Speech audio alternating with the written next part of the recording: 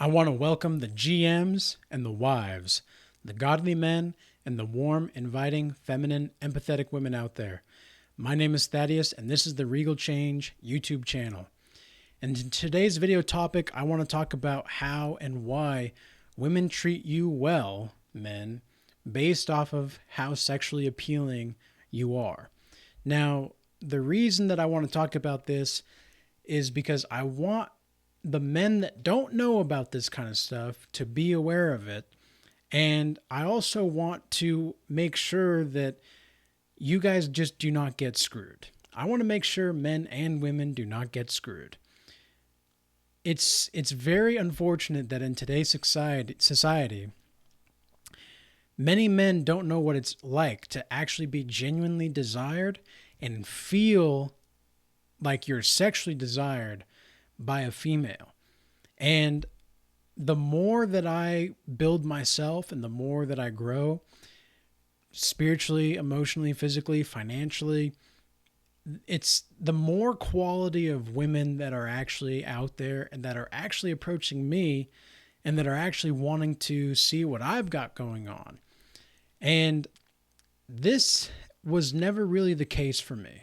Okay, this was not something that I was used to for a long time. I was nearly 200 pounds 3.5 years ago, almost 4 years ago now. And the kind of quality of women that I was attracting, nothing like today. And it's because I've put in the sacrifice, I've put in the work, I've made and I've built resources, I've understood, and I've actually put myself out there to fail and to be willing to fail, not just in business, not just in life, but in relationships. And I've learned how to create better boundaries for myself and better standards and stick to those standards. Okay. That's ultimately going to be attractive as well. Not being just thrown off your base whenever chaos of any kind happens. So this is something that I wish that I learned when I was younger, because I was raised, and I've mentioned this in other videos, I was raised to be the beta simp male. Okay. I was raised to be the guy that just thinks about everybody but himself. And guess what? When I started to put myself first and I started to really act in accordance to what was in my best interest and what was in accordance with my standards and my values, all of a sudden, the better the women were coming to me, and I was attracting higher quality people all around. So the reason why women treat you well based off of your sexual appeal, though, and this is going to be important to understand as godly men too that are striving to be godly, because a lot of Christian males that I've seen, they don't get it.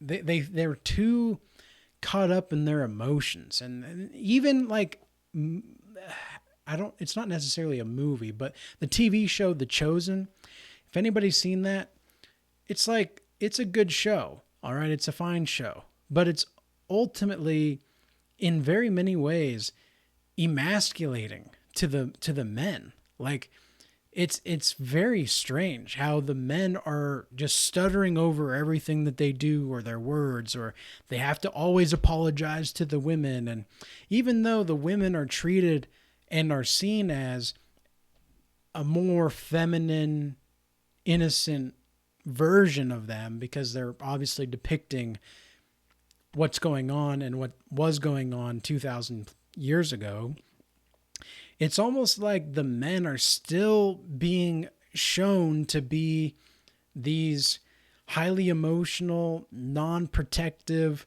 non-driven people. And it's very strange, because it's like virility is what's lacking in our society and men nowadays. Virility and the willingness to stand up for oneself. It's like, holy cow, guys, where are we going? Where are we headed? Nowhere. Like, no, there are very, very many guys that do not even have a direction in life. Okay. And a lot of this has to deal with how men get hung up on relationships with women and how women can be attracted to them or whatever. Think about all of the men that are supporting these OnlyFans women, or all of the corn hub sites, or all of whatever, right? Think about all of the men around the world. If they just stopped supporting how women are being treated in these like online sexual places, okay? If men just stopped supporting it, how fast do you think it would be eliminated completely in society? And of course, prostitution has been around, and it's one of the oldest quote unquote professions. I don't like using that term because it's not a profession.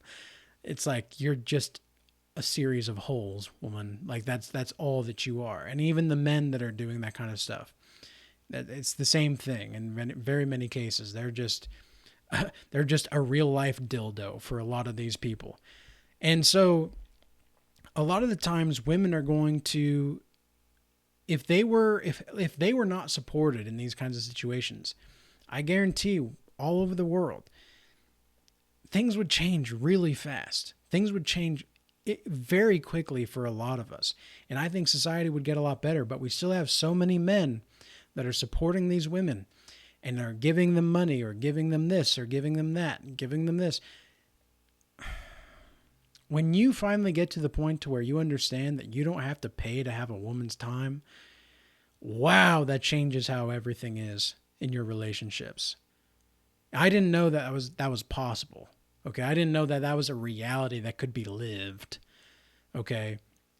And so think about what you're doing as a man when you send out to the universe, I have to pay for a woman's time. I have to pay for this. I have to pay her to love me. Really think about that kind of framework and that kind of thought algorithm in your mind. Is that really what you want to be putting out to the world and the universe? Whether you know it consciously or subconsciously, that's going to be what you're projecting out of who you are in your image. So you have to also understand that the modern dating world is a bit like a cold shower. And I'm not here to give dating advice or anything like that. I'm just here to say how it is, what it is. I'm just here to tell the truth. Okay? That's all it is. So in today's dating world, it's like taking a cold shower. It's not going to be very fun. It never gets easier. And you always just kind of, you have to brace yourself before going out into it, because it's going to be a freezing cold bath, man. Like, it's going to be a cold shower.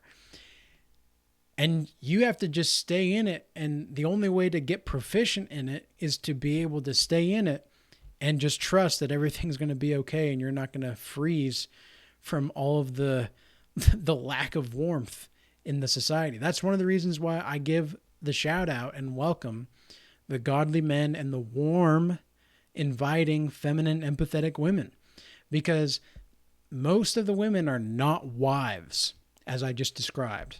Okay, most of the women nowadays are not wives, and most of the men are not GMs. They're not confident. They're not intelligent. Okay, they're not capable and competent. They're not a lot of things. And it's so crazy, because nowadays you have to have almost superhero level of masculinity. You have to be the combination of the ruggedness of Wolverine and then just the everythingness of Superman in order to just get the attraction of a female nowadays.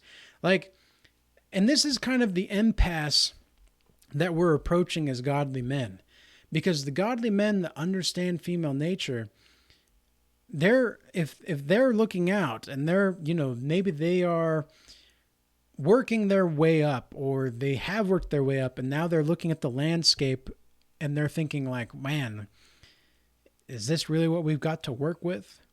And you can tell, this is one of the reasons why I've been advocating social classes and understanding social behavior more recently in my videos, is because you can tell a lot about a woman by how she talks, like how loud she is, who she talks to, why she talks to, and the same goes for guys. Women are just way more aware of this kind of stuff, right? Because women created the game.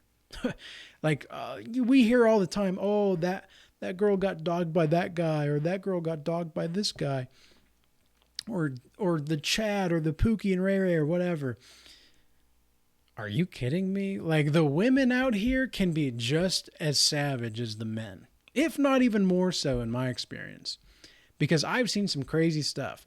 There have been women that are married and that have been in relationships, didn't tell me, and it took God's grace in order for me to see what's actually going on, because this woman was so good at hiding her true past and her true intentions. Because ultimately, what did she want? One of the women straight up told me that she would be willing to leave her boyfriend for me if I just said the word. That's crazy. That's insane. And I understand it, though. I understand it because at the same time, when I didn't know about her boyfriend, I didn't know about this kind of stuff. So here I am thinking like we're building a life in some way, shape, or form. We're talking, we're trying to get to know each other more. We're learning more about each other. All just to get to the point to where, oh, yeah, so I do have a boyfriend, but I'm ready to leave him. Like, for you. What? Like, no. Because guess what? She's going to do the exact same thing to me. And if you don't believe that, men out there, go ahead and try it. Go ahead and try it. See if it works. Have fun. When you come back to this channel and you see what's going on, you see what reality really is.